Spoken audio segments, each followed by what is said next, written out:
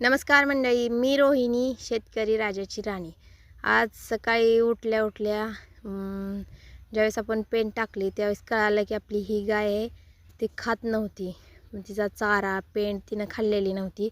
मग त्याच्यासाठी आम्ही हा उपाय केलेला। एक छोटं लाकूड घेतलेलं आणि तिच्या तोंडामध्ये अशा प्रकारे बांधलेलं होतं।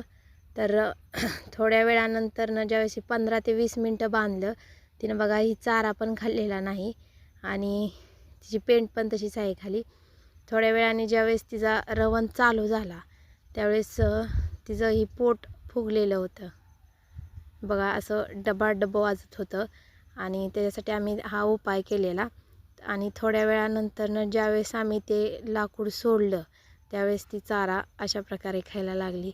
तर हा एक उपाय आहे रामबाण, जो आमच्या सासऱ्यांनी आम्हाला सांगितलेला की ज्यावेळेस रवंत थांबेल त्यावेळेस असे एक लाकूड घेऊन तिच्या तोंडात बांधायचं आणि तिचा रवण चालू होतं आणि ती खायला चालू झाली। हा एक उपाय आपल्या गोठ्यामध्ये खरंच उत्तम आणि फायदेशीर आहे। Thank you so much.